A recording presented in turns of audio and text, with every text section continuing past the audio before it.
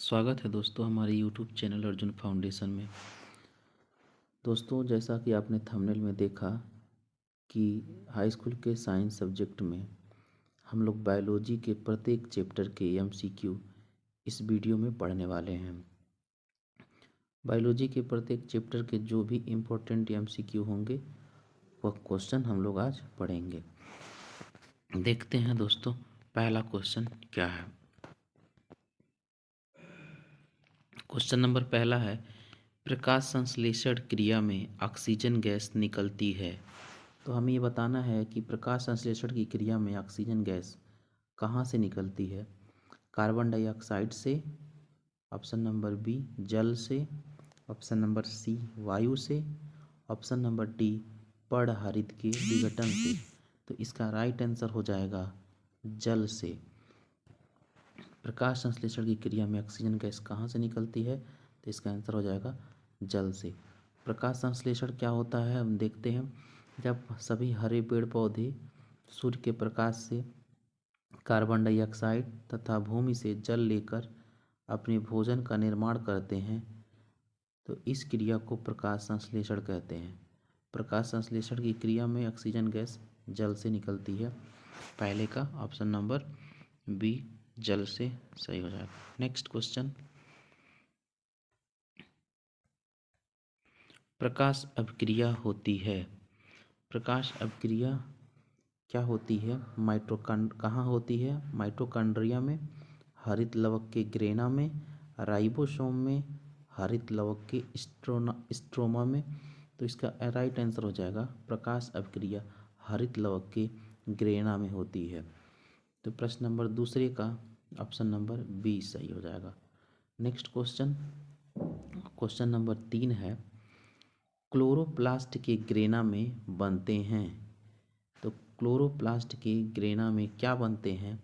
Option number ए ATP तथा NAD2H, option number B ATP तथा glucose, option number D C ATP तथा NADP2H, option number D उपयुक्त सभी। तो इसका राइट आंसर हो जाएगा option number C. Next question, question number 4 है, क्लोरोफिल अवशोषित करता है। क्लोरोफिल क्या अवशोषित करता है, जल, खनिज लवण, प्रकाश ऊर्जा, ऑक्सीजन। तो इसका राइट आंसर हो जाएगा प्रकाश ऊर्जा, यानी कि ऑप्शन नंबर जो सी है इसका राइट आंसर हो जाएगा। नेक्स्ट क्वेश्चन, क्वेश्चन नंबर 5वां है, हरित लवक के स्ट्रोमा में कौन सी क्रिया होती है। हरित लवक के स्ट्रोमा में कौन सी क्रिया होती है, तो इसका राइट आंसर हो जाएगा ऑप्शन नंबर बी अप्रकाशी अभिक्रिया होती है। इसका option number B right answer हो जाएगा। नेक्स्ट क्वेश्चन नंबर 6 है, पादपों में वायु प्रदूषण करने वाली प्रक्रिया है। पादप में वायु प्रदूषण कम करने वाली प्रक्रिया है। तो श्वसन है कि प्रकाश संश्लेषण है कि वाष्पोत्सर्जन है या फिर प्रोटीन संश्लेषण है। तो पादप में वायु प्रदूषण कम करने वाली प्रक्रिया प्रकाश संश्लेषण होती है। नेक्स्ट क्वेश्चन नंबर 7वां है, पाइरूवेट के विखंडन से यह कार्बन डाइऑक्साइड जल तथा ऊर्जा देता है और यह क्रिया होती है, या पाइरूवेट के विखंडन की प्रक्रिया संपन्न होती है। तो हमको बताना है कि पाइरूवेट की विखंडन की प्रक्रिया कहाँ संपन्न होती है। यह आपके पिछले बार 2024 में के एग्जाम में क्वेश्चन आया हुआ था। तो इसका राइट आंसर हो जाएगा ऑप्शन नंबर बी माइटोकॉन्ड्रिया में। नेक्स्ट क्वेश्चन देखेंगे, स्वपोषी पोषण के लिए आवश्यक है। ये क्वेश्चन बेहद इम्पोर्टेंट है जिसको NCERT 2019, 20, 23, 24 में पूछा गया है। या स्वपोषी पोषण हेतु क्या आवश्यक है। तो स्वपोषी पोषण के लिए क्या आवश्यक होता है?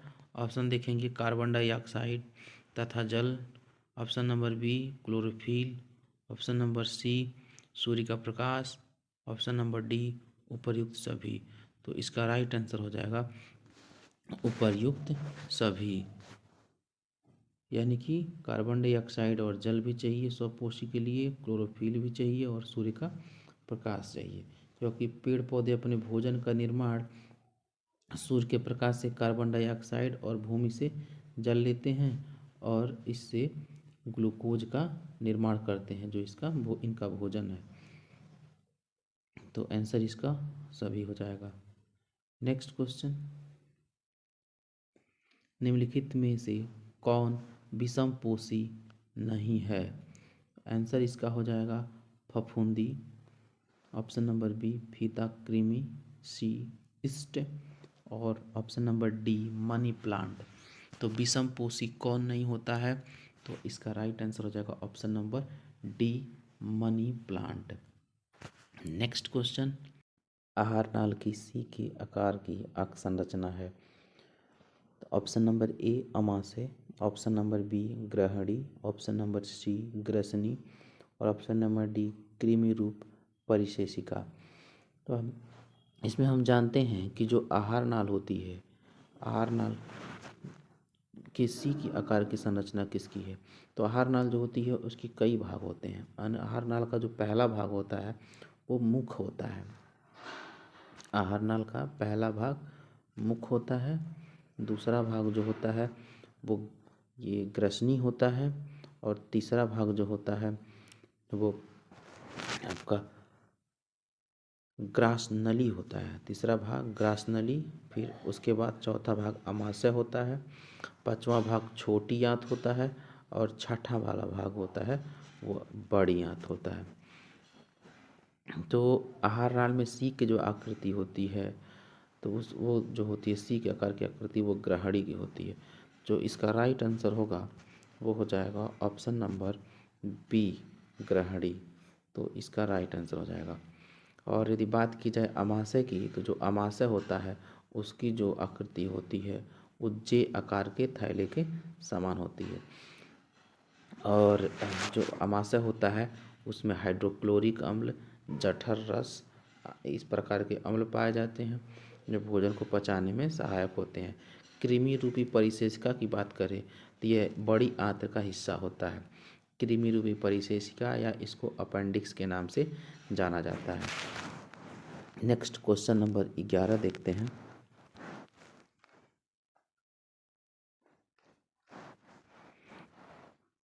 मनुष्य में ग्रास नली की लंबाई होती है? तो इसको देखा जाए 2015 और 2023 में इसको पूछा गया था।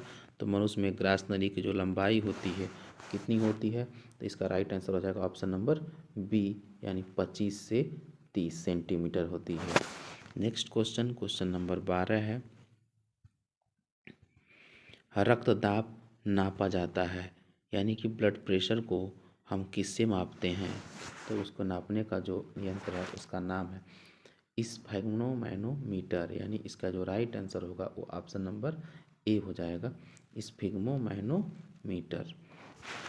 नेक्स्ट क्वेश्चन नंबर देखते हैं 13 को, कृमि रूप परिशेषिका का भाग होता है? तो आ गया क्वेश्चन नंबर 11 में हम लोग देखे थे कृमि रूपी परिशेषिका किसका भाग होती है। तो इसका जो राइट आंसर है वो हो जाएगा ऑप्शन नंबर सी, यानी कि बड़ी आंत का भाग होती है।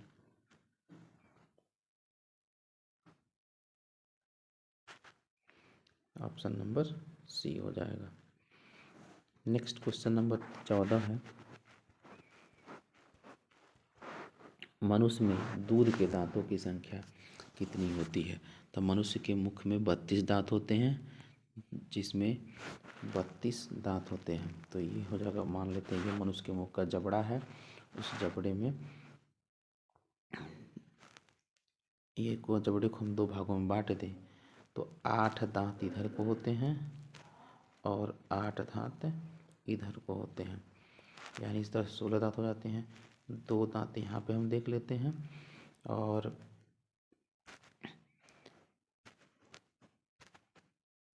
यहाँ पे एक दांत, 1 2 3 हो गया, 1 2 3 4 5, 1 2 3 4 5 6 7 8 9, यानी कि 1 2 3 4 5 6 7 8।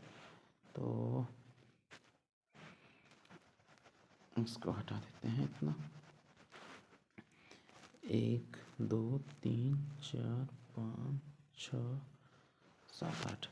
तो जो ये है, इसमें जो मनुष्य के मुख का एक जबड़ा है जिसमें अब टोटल गिने तो 8 दांत होंगे, जिसमें से जो सामने के 4 दांत होते हैं वो यहाँ से लेकर यहाँ तक, जो ये 4 दांत होते हैं वो कृंतक दांत होते हैं। जो ये वाला जो दांत है, ये वाला, और इसके साइड का ये वाला दांत, यह रदनक दांत होते हैं, जो नुकीले दांत होते हैं ये। और उसके बगल के जो दांत हैं वो जो 2 दांत ये है, ये जो 2 दांत है ये अग्र चौवर्णक के नाम से जाना जाता है। ये जो दो दांत हैं। और नेक्स्ट जो बचे हुए 3 दांत इधर को दिख रहे हैं और इधर को 3 दांत, वो चौवर्णक के नाम से जाने जाते हैं। तो मनुष्य के मुख में जो चौवर्णक दांतों की संख्या छोड़ दी जाए तो एक जबड़े में 3 इधर से छोड़ दें, दूसरे जबड़े में 3 इधर से जोड़ दें, ऐसे ही ऊपर वाले जबड़े में 3 दांतों को छोड़ दिया जाता है। तो 3 और 3 6, और ऊपर के 6 6 6 12, यानी 32 में से 12 दांत को माइनस कर देंगे तो बचते हैं 20। तो जो 20 दांत होते हैं वो मनुष्य के मुख में दूध के दांत कहे जाते हैं। तो मनुष्य में दूध के दांतों की संख्या कितनी होती है? तो ऑप्शन नंबर ए 20 होती है। नेक्स्ट क्वेश्चन नंबर 15 है, पौधों में प्रकाश संश्लेषण का उत्पाद है। तो पौधों में प्रकाश संश्लेषण का उत्पाद क्या होता है? प्रोटीन प्लस ऑक्सीजन प्लस जल, ग्लूकोज प्लस ऑक्सीजन प्लस जल। तो इसका राइट आंसर हो जाएगा option number B, glucose plus oxygen plus जल। तो इसका राइट आंसर हो जाएगा option number B. Next question, एक पोषी स्तर पर उपलब्ध कार्बनिक पदार्थों की कितनी मात्रा अगले पोषी स्तर तक पहुंचती है? तो ये 2024 के बोर्ड एग्जाम में आया था। इसका राइट आंसर हो जाएगा 10%। नेक्स्ट, यकृत स्रावित करता है। तो यकृत से क्या क्या स्रावित होते हैं? लार, ऑप्शन नंबर बी जठर रस, सी पित्त रस, और डी है अग्न्याशयी रस। तो इसका राइट आंसर जो हो जाएगा वो हो जाएगा ऑप्शन नंबर, ये आपका ऑप्शन नंबर हो जाएगा जठर रस स्रावित होता है। ये क्वेश्चन चेंज हो गया।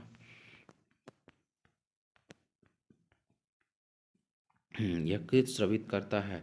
तो ये बेहद इंपॉर्टेंट क्वेश्चन है जो कई बार बोर्ड में आया था। यकृत किसको स्रावित करता है? लार। लार तो जो होता है ये तो मुख से स्रावित होता है। और जो जठर रस होता है, जठर रस अमाशय में पाया जाता है, अमाशय में। जो ये पित्तरस, इसका राइट आंसर हो जाएगा पित्तरस। यकृत किसको स्रावित करता है? पित्तरस। अग्न्याशयी रस अग्नाशय से निकलता है। अब तो इसका राइट आंसर हो जाएगा option number C. Next question number 18 है, मनुष्य के शरीर के बाहर से ऑक्सीजन को ग्रहण करना तथा कोशिकीय आवश्यकता के अनुसार खाद्य स्रोत के विघटन को क्या कहते हैं? इसका राइट आंसर हो जाएगा ऑप्शन नंबर सी, श्वसन कहते हैं। नेक्स्ट क्वेश्चन, जठर रस स्रावित होता है। जठर रस कहाँ से स्रावित होता है? तो हमने अभी बताया आपको कि जो जठर रस होता है वो अमाशय से स्रावित होता है। नेक्स्ट क्वेश्चन, क्वेश्चन नंबर 20 है, गुर्दे की इकाई जो उत्सर्जन प्रक्रिया में भाग लेती है वो क्या कहलाती है? जो गुर्दे की इकाई है वो जो उत्सर्जन प्रक्रिया में भाग लेती है वो क्या कहलाती है? तो इसका आंसर है नेफ्रॉन कहलाती है, यानी कि जिसके विक्राणु के नाम से भी जाना जाता है। नेक्स्ट क्वेश्चन है, निम्न में से कौन सा जोड़ा जल में घुलनशील है? यानी जो विटामिन्स होते हैं, हमें पता है कि जो विटामिन्स होते हैं वो 2 प्रकार के होते हैं। विटामिन्स की जो खोज किया था उसका नाम था फंक, जो विटामिन होते हैं वो दो तरह के होते हैं, एक होता है जल में घुलनशील विटामिन और एक होता है वसा में घुलनशील विटामिन। तो जो जल में घुलनशील विटामिन होता है वो होता है B, C, और जो वसा में घुलनशील होते हैं वो A, D, E और K, A, D, E, K, ये वसा में घुलनशील होते हैं। तो हमको बताना है कि निम्न में से कौन सा जोड़ा जल में घुलनशील है। तो जल में घुलनशील जो विटामिन होते हैं वो B, C होते हैं। तो ऑप्शन नंबर बी हो जाएगा इसका राइट आंसर, बी और सी। Next question,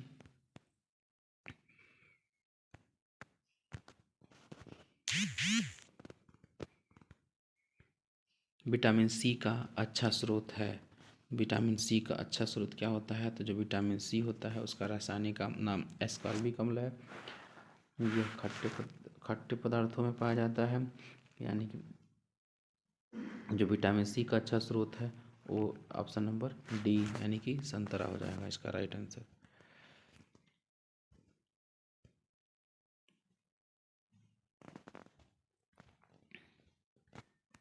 next question number 25, beriberi रोग किस विटामिन की कमी से होता है?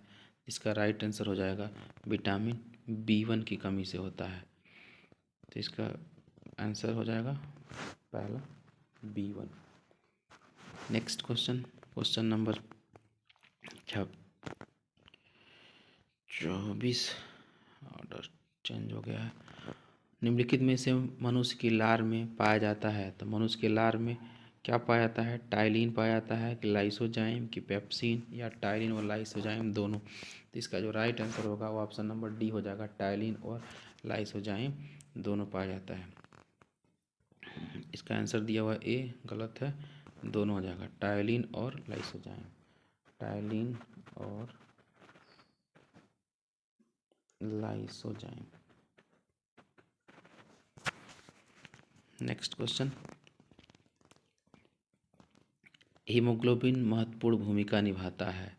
हीमोग्लोबिन किस में महत्वपूर्ण भूमिका निभाता है? उत्सर्जन में, श्वसन में, पाचन में, वृद्धि में। इसका राइट आंसर हो जाएगा ऑप्शन नंबर बी, श्वसन में। नेक्स्ट क्वेश्चन, ऊर्जा की मुद्रा है। ऊर्जा की मुद्रा या ऊर्जा का सिक्का के नाम से किसे जाना जाता है? इसका आंसर हो जाता है ऑप्शन नंबर सी, ATP। इसका पूरा नाम एडिनोसिन ट्राईफास्फेट होता है। नेक्स्ट क्वेश्चन, ग्लाइकोलाइसिस की प्रक्रिया संपन्न होती है। ग्लाइकोलाइसिस की प्रक्रिया कहाँ संपन्न होती है? इसका राइट आंसर हो जाएगा कोशिका द्रव्य में, यानी राइट आंसर हो जाएगा ऑप्शन नंबर ए। नेक्स्ट, ग्लाइकोजेनेसिस क्रिया में बनता है। तो ग्लाइकोजेनेसिस क्रिया में क्या बनता है? तो इसका राइट आंसर हो जाएगा ए, ग्लूकोज बनता है। नेक्स्ट क्वेश्चन, मनुष्य में पाचन की शुरुआत किस अंग से होती है? इसका राइट आंसर हो जाएगा ऑप्शन नंबर ए, मुख से होती है। मानव हृदय में कक्षों यानी कि वैष्म की संख्या होती है। तो मनुष्य के हृदय में कक्ष कहें या वैष्म या फिर कोष्ठ कुछ भी कहे, तो मनुष्य के हृदय में इसकी जो संख्या होती है वो 4 होती है। इसका option number D right answer हो जाएगा।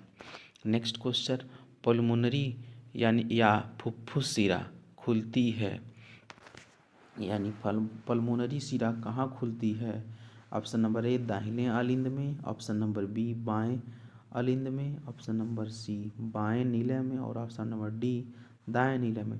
तो इसका जो राइट आंसर हो जाएगा बी, ऑप्शन बी, बाएं अलिंद में। फेफड़ों से शुद्ध रक्त आता है। तो फेफड़ों से शुद्ध रक्त कहाँ से आता है? बाएं अलिंद में, दाएं अलिंद में, बाएं नीले में, दाएं नीले में। तो इसका राइट आंसर हो जाएगा बाएं अलिंद में। क्वेश्चन नंबर 33 है, शुद्ध रुधिर को शरीर के विभिन्न भागों में ले जाती है। तो शुद्ध रुधिर को शरीर के विभिन्न भागों में कौन ले जाती है? तो ऑप्शन नंबर डी हो जाएगा महाधमनी। वह कौन सी शिरा है जिसमें शुद्ध रुधिर प्रवाहित होता है? Option number A, pulmonary, B, ग्रीवा, सी, पोर्टल शिरा, डी, पश्च महाशिरा। तो इसका राइट आंसर हो जाएगा ए, पल्मोनरी। एक स्वस्थ व्यक्ति में सामान्य रक्तदाब होता है, तो जो एक स्वस्थ व्यक्ति होता है उसका जो ब्लड प्रेशर होता है वो 120 से 80 होता है। Option number B right answer हो जाएगा। नेक्स्ट क्वेश्चन है, रक्त का लाल रंग किस पदार्थ की उपस्थिति के कारण होता है? इसका राइट आंसर हो जाएगा ऑप्शन नंबर ए हीमोग्लोबिन के कारण होता है। नेक्स्ट क्वेश्चन 37 नंबर का है, लसिका में नहीं पाया जाता है, तो लसिका में क्या नहीं पाया जाता है? ऑप्शन नंबर ए लाल रुधिर कणिका, option number B lymphocytes, option number C श्वेत हृदयाणु और ऑप्शन नंबर डी उत्सर्जी पदार्थ। तो इसका राइट आंसर हो जाएगा लाल रुधिर कणिका आरबीसी। आरबीसी का जीवन काल 120 दिन का होता है। इसका जीवन काल की बात की जाए तो 120 दिन और डब्ल्यूबीसी के जीवन काल की बात की जाए तो 2 से 3 दिन का होता है। नेक्स्ट क्वेश्चन नंबर 38 है, पौधों में पत्तियों तक जल एवं खनिज लवण को किसके द्वारा स्थानांतरित होते हैं? तो पत्तियों में या पौधों में जल का परिवहन होता है या पौधों में जड़ों द्वारा अवशोषित जल का खनिज लवण का परिवहन किसके माध्यम से होता है?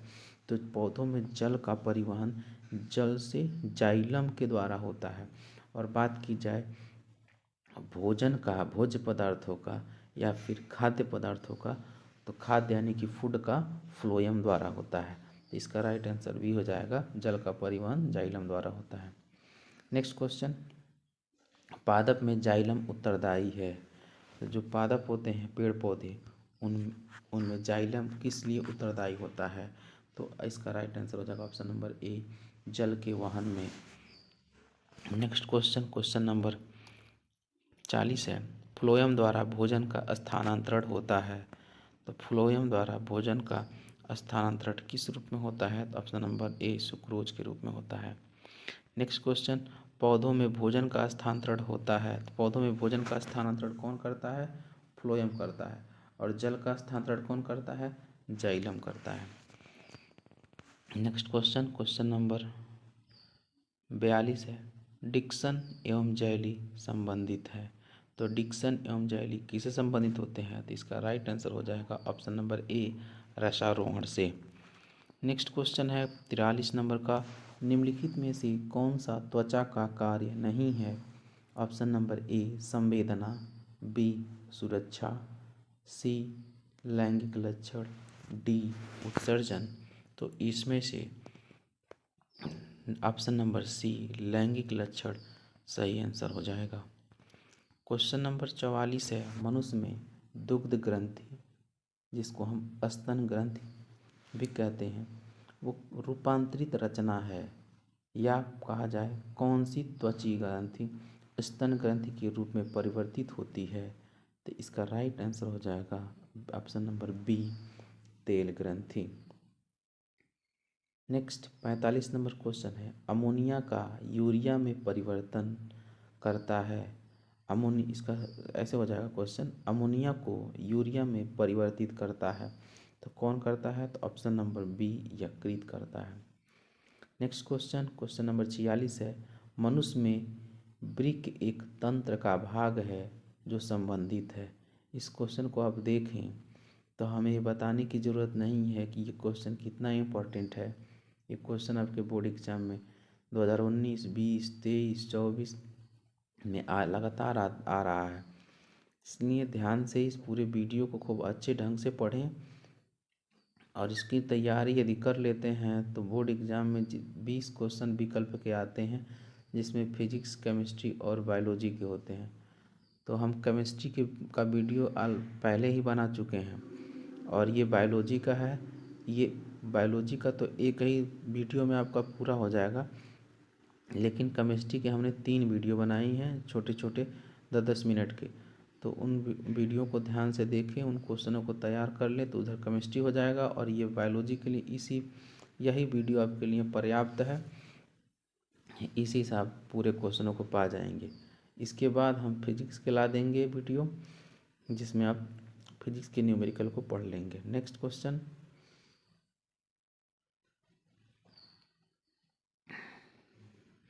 तो मनुष्य में वृक्क एक तंत्र का भाग है जो संबंधित है। तो वृक्क का कार्य किससे संबंधित होता है? उत्सर्जन से। नेक्स्ट क्वेश्चन, बोमेन संपुट भाग होता है। तो बोमेन संपुट किसका भाग है? इसका राइट आंसर हो जाएगा वृक्क नलिका का भाग होता है। नेक्स्ट क्वेश्चन, गर्मियों के दिनों में किस कारण दोपहर में पौधे मुरझा जाते हैं? तो इसका राइट आंसर हो जाएगा ऑप्शन नंबर बी, वाष्पोत्सर्जन की अधिकता के कारण, क्योंकि गर्मियों में वाष्पोत्सर्जन की दर क्या हो जाती है? बढ़ जाती है। नेक्स्ट 49 नंबर क्वेश्चन है, कूपिका जिसे वायु कोष्ठिका भी कहते हैं, तो कूपिका पाई जाती है। तो कूपिका कहाँ पाई जाती है? यकृत में पाई जाती है, या फेफड़े में पाई जाती है, आमाशय में, या फिर जीभ में? इसका राइट आंसर हो जाएगा फेफड़े में पाई जाती है। क्वेश्चन नंबर 50 है, कोशिकीय प्रक्रमों में ऊर्जा मुद्रा है। तो कोशिकीय प्रक्रम में ऊर्जा की मुद्रा किसे कहते हैं? अभी ये क्वेश्चन रिपीट हुआ है, यानी कि ATP, adenosine triphosphate. Next question number 51 है, वह प्रक्रिया जिसमें जटिल कार्बनिक अणु सरल अणुओं में टूटते हैं। इसका राइट आंसर हो जाएगा ऑप्शन नंबर बी, अपचयी अभिक्रिया। इसमें क्या होता है? जटिल कार्बनिक अणु सरल अणुओं में टूटते हैं। नेक्स्ट क्वेश्चन 52 है, चर्मदाह या पैलाग्रा रोग निम्नलिखित में से किस विटामिन की कमी से होता है? तो इसका राइट आंसर हो जाएगा विटामिन B5 की कमी से होता है। क्वेश्चन नंबर 53 है, केवल न्यूक्लिक अम्ल तथा प्रोटीन के बने होते हैं। तो केवल न्यूक्लिक अम्ल और प्रोटीन के कौन बने होते हैं? जीवाणु, क्लोरोप्लास्ट, विषाणु या पायांश? तो इसका राइट आंसर हो जाएगा विषाणु, यानी कि वायरस। वायरस की खोज किसने किया था? आइवानोवस्की ने किया था। नेक्स्ट क्वेश्चन नंबर 54 है, द्वार कोशिकाएं पाई जाती हैं। द्वार कोशिकाएं कहाँ पाई जाती हैं? जड़ों में, रंध्रों में, वात रंध्रों में, इन सभी में। इसका राइट आंसर हो जाएगा रंध्रों में। मूत्र निर्माण होता है, तो मूत्र का निर्माण कहाँ होता है? तो इसका राइट आंसर क्या हो जाएगा? तो मूत्र का निर्माण वृक्क में होता है। तो इसका नेक्स्ट क्वेश्चन हो जाएगा आपका 56, लार में कौन सा एंजाइम पाया जाता है? तो लार में हमने पहले ही बताया, लार में एक तो होता है टाइलिन, दूसरा आपका है लाइसोजाइम, दो ये हो गए, और एक होता है एमाइलेज। तो आपका इसमें हो जाएगा ऑप्शन नंबर बी सही answer, amylase. Next question number 57, प्रकाश संश्लेषण प्रक्रम के दौरान क्या नहीं संश्लेषित होता है? इसका right answer CO2, carbon dioxide. 58 number question, किण्वन के बारे में निम्न में से कौन